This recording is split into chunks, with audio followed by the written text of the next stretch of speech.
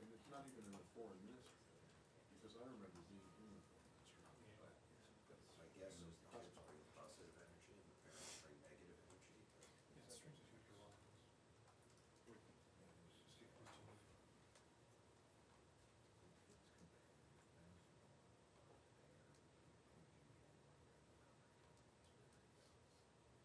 Matt, should I tweet the photo of you to validate your contribution?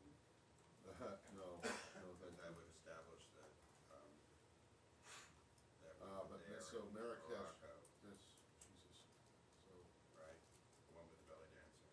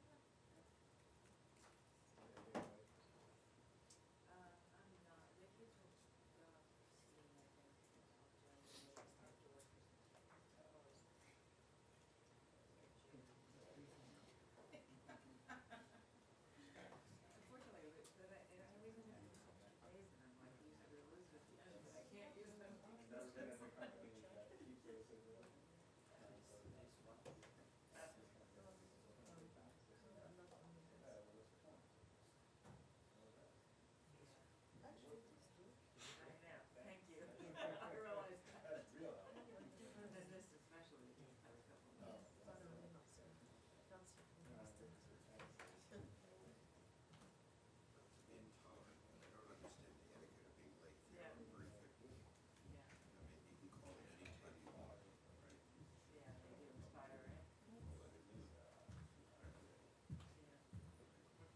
Well, then it is.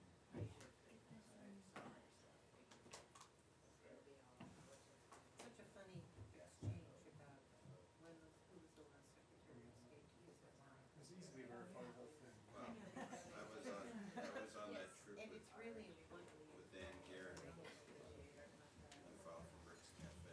And that photograph together myself there. Good morning, everyone. Welcome to the State Department. Thanks for coming. Joining us today in the briefing room is Special Representative for Iran and Senior Advisor to the Secretary, Brian Hook.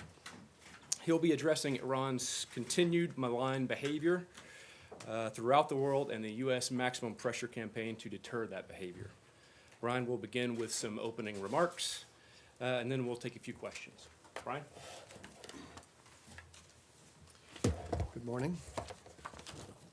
I have three announcements today on Iran, but I will first start by addressing the atrocities the Iranian regime has committed against its own people.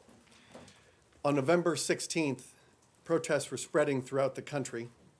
In Maushar, a city in southwest Iran, a number of Iranian demonstrators blocked a road.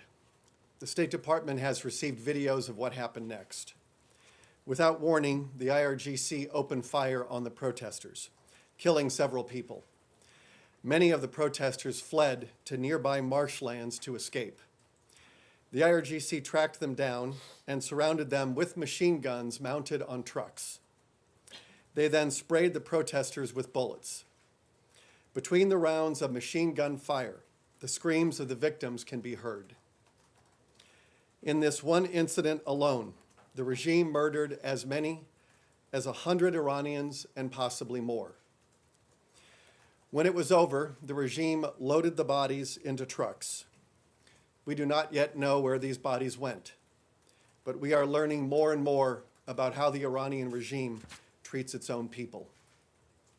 We have seen reports of many hundreds more killed in and around Tehran, and as the truth is trickling out of Iran, it appears the regime could have murdered over 1,000 Iranian citizens since the protests began. We cannot be certain because the regime blocks information. Among those murdered are at least a dozen children, including 13 and 14-year-olds. We have received reports from family members of victims who tried to recover the bodies. The authorities demanded that the families first pay the cost of the bullets they used. In many cases, authorities would not hand over the bodies until their family promised not to hold public funerals. Many thousands of Iranians have been wounded, and at least 7,000 protesters have been detained in Iran's prisons. Many of these protesters have been sent to two prisons, the Great Tehran Penitentiary and Garchak Prison. Today, Secretary Pompeo has determined these entities meet the criteria for gross human rights violations set out in CATSA, and the State Department is submitting to Congress the names of these entities. The Great Tehran Penitentiary is known for its inhumane living conditions, which consist of unsanitary and crowded quarters, rodent infestations, insufficient food, water, and medical care. We have seen reports that protesters have been subject to abuse and mistreatment during interrogations, arbitrary beatings, and rape. Garchak Prison is Iran's largest women's prison and also holds many members of religious minority communities. It, too, is known for unbearable conditions, including regular assaults and inappropriate behavior of prison guards towards women, chronic lack of water, unsanitary living spaces, and an environment that enables rape and murder. The United States calls for the immediate release of all protesters detained in prison, as well as all the political prisoners currently held by the regime. Now is the time for all nations to stand with the Iranian people, diplomatically isolate the regime, and sanction those officials who are responsible for murdering innocent Iranians. There has been overwhelming support for the Iranian people by the American people. It is clear there is a bipartisan consensus that the regime's treatment of the Iranian people is abhorrent and unacceptable. We are unified here in the United States, and the international community likewise should be unified and support the Iranian people. These protests have made clear what Secretary Pompeo and I have been saying for quite some time. The Iranian people want the regime to focus on investing in people, not proxies. They are sick of the regime squandering its wealth on proxy warfare, which leads only to economic pressure and diplomatic isolation. Unfortunately, this is exactly what the Iranian regime continues to do, even while the Iranian people were filling the streets calling for an end to sectarian adventurism. On November 25th, a U.S. warship conducted a flag verification boarding in international waters off the coast of Yemen.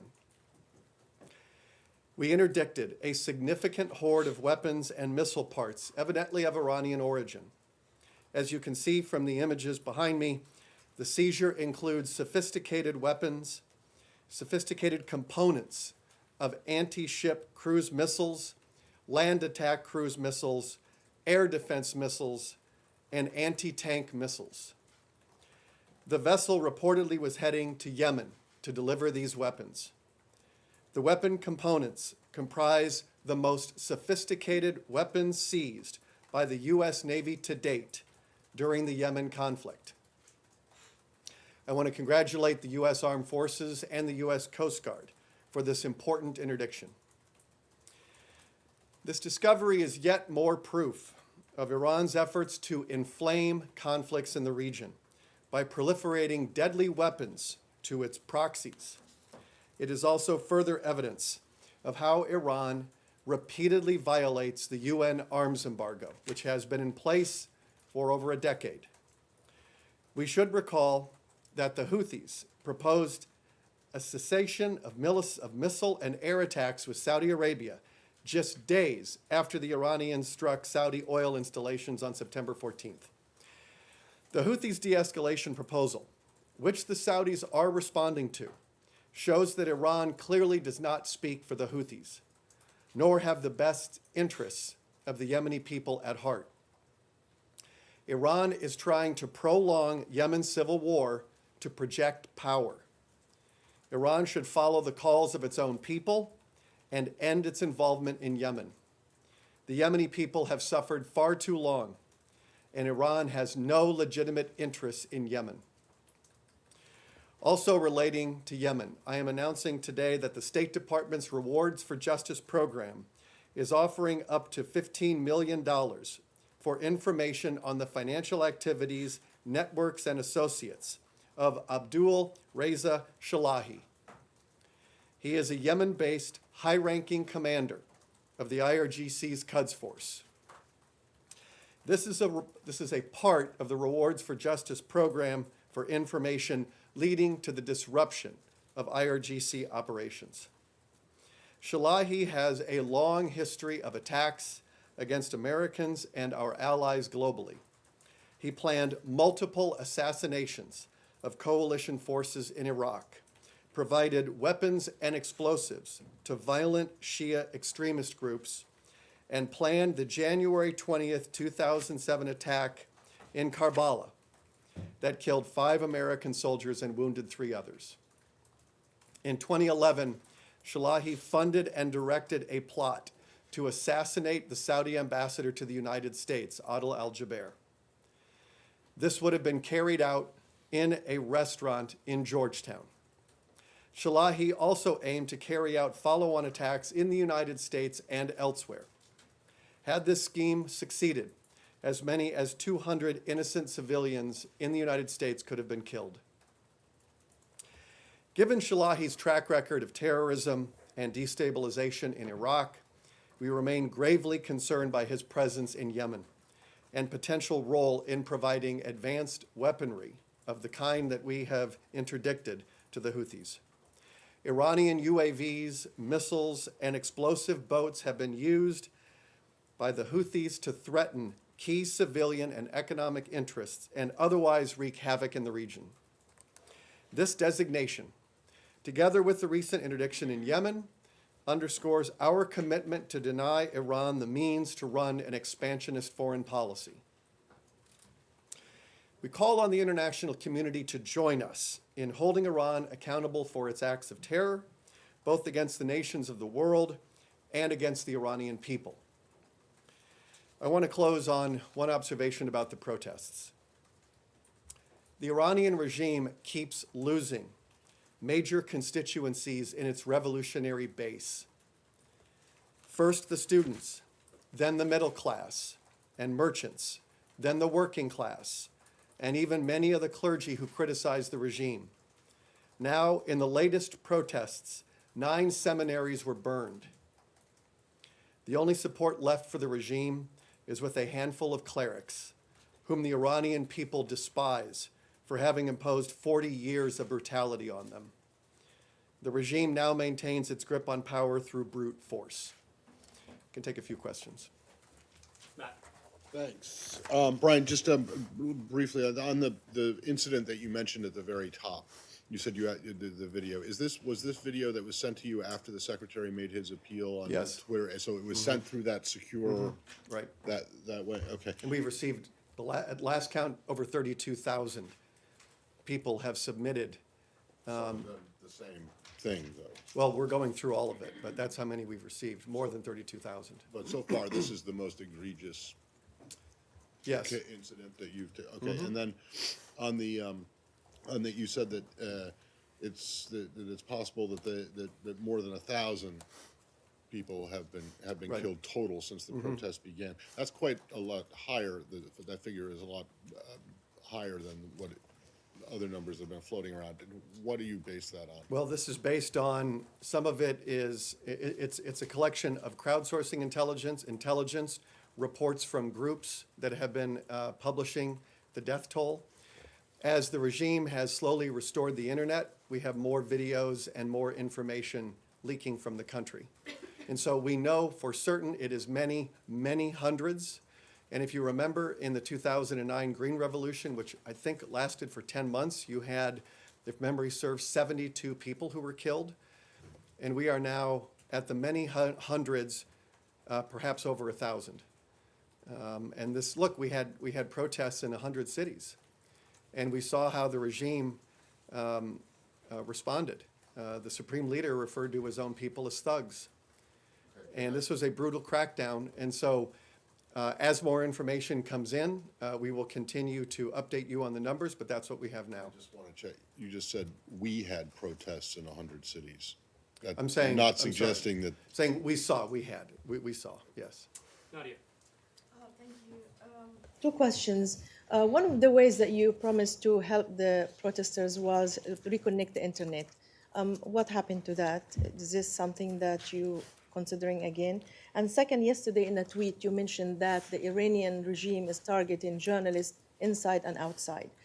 Inside it's understood, but outside, do you have any evidence that actually they're targeting Iranian American journalists in the United States or oppositions figures, and what are you doing to support them here if it happens? Well, the Iranian regime has a well-documented history of murdering and harassing journalists. If you look at the website's the Committee to Protect Journalists, they have on their count, the regime has killed 4 journalists over these many decades. We're in regular touch with journalists, and they're not only harassing journalists, they're harassing their families. Those who have connections to family in Iran, they're also harassing their families, which is a tradition of this regime, that if they want to get to people who are outside of Iran, they threaten the people that are still in Iran. And so we have been condemning the regime for its harassment of journalists, they jail journalists, they murder journalists. And so when you look at the Constitution of Iran, it guarantees basic freedoms: freedom of assembly, freedom of press, freedom of speech. And the regime is not only not protecting them, they're violating them. What was your first question? About the internet, but The internet. So I've said as much as I can on the journalists. On the first thing, on the internet, what's that? Do we have any examples that I've said everything that there is to say on the subject. I've identified the media outlets by name. What's that? That's pretty impressive. No, I'm saying. Everything. No, I'm saying that I have identified by name the media outlets and the journalists who are being harassed. It's very clear. I'm going to leave it as what I've said. And on the internet, yes, this was an unprecedented shutdown of the internet. One of the things that I'll point out is that Iran is in a tough spot because whenever they shut down the regime, we live in an e-commerce economy. And when you shut down your internet, you're shutting down your economy as well. And so they can only do this sort of trick for so long. It was an unprecedented shutdown of the internet, and there was enormous economic consequences for them, and they're already struggling economically. That's why they're having to raise the price of gas and to ration gas. And so shortly after I came into this role, we worked to get tools into the hands of the Iranian people that would allow them to communicate with each other in spite of regime efforts to shut that down. And we do know that tens of thousands of Iranians have used these tools that we have helped to facilitate communication. After every protest, we go through and do an inventory of lessons learned so that we can be more responsive to the Iranian people. Guy. Brian, thank you so much for doing this. Could you give us your assessment of who really is responsible for organizing the protests in 100 different cities? How organized is the uprising regionally?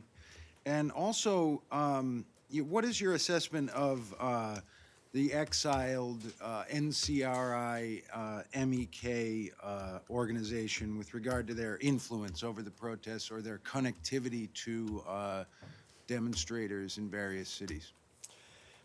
The regime, I think, since in the Green Revolution in '09, decided that its best tactic it can use to prevent people from organizing is to shear off the bravest of the protesters, arrest them, and kill them. And so it is, look, they even jail and murder environmentalists when they organize, like the Persian Wildlife Heritage Foundation and the Canadian Iranian who was arrested. The Iranians claim he committed suicide. It's much more likely that they killed him in jail. This is somebody who is trying to promote wildlife protection. And so whether it's the environment or whether it's labor unrest or unrest about corruption and squandering their wealth on foreign adventures, the regime follows the same tactic of preventing any organized opposition. But what we've seen with these recent protests, this is the worst political crisis the regime has faced in its 40 years. And as my observation at the end pointed out, that in every decade this regime has been in power, it keeps losing larger segments of its society. So there isn't a monolithic organization, is that what you're saying? It's an uprising that's sort of wider and chaotic and across society? Well, I don't have any comment on whether there's a specific group that is doing this, but the fact that you saw protests across so many different cities, and I would also just point out, none of these protests are against the United States. This is sort of a regular canard that I hear, that these sanctions are going to unify the Iranian people and they're going to rally around the regime. It hasn't happened. There are no protests against the United States. All of these protests are directed at a corrupt religious mafia that has been terrorizing its own people for 40 years. The reason I bring up Go to the next question. NCRI MEK. I don't have any comments on specific Time groups. for one more question? Yeah, one more question is fine. Okay. Abigail. Nice to see you, Brian. Abby. Has the U.S. seen this video that's been submitted by European members of the UN to the Secretary General of a flight test of a ballistic missile capable of delivering a nuclear weapon? And what is the U.S. assessment of that? And do you have any reaction for what the Europeans are calling for? Is this in reference to the E3 letter that went out yesterday? Yeah, the E3, I think, decided to, as best I can tell from the letter, condemn Iran's violations. Well, I think the E3 said that they're consistent with Iran's obligations under Resolution 2231. And so in response, Foreign Minister Zarif said that Iran is determined to resolutely continue its activities related to ballistic missiles. So we already have a response from the Iranian regime that it will continue with its ballistic missiles and its space launch vehicles. One of the many deficiencies of the Iran nuclear deal is that it ended the prohibition on Iran's ballistic missile testing. That was one of the concessions that was made. It was a mistake. And we are trying to restore that, among other things, the UN standard of no enrichment. And we need to renew the UN arms embargo that expires in about 10 months, and the travel ban on Qasem Soleimani and 22 other Iranians that are also going to be lifted under the Iran deal. And so I think we have seen an expansion of Iran's ballistic missile proliferation and missile testing during the life of the Iran nuclear deal. And we are trying to reverse those gains. We are trying to reverse many of the gains that Iran has made on its missile program and its regional aggression over the last many years. That'll do it. Thanks. You say the regime is hostile. Is the policy of the United States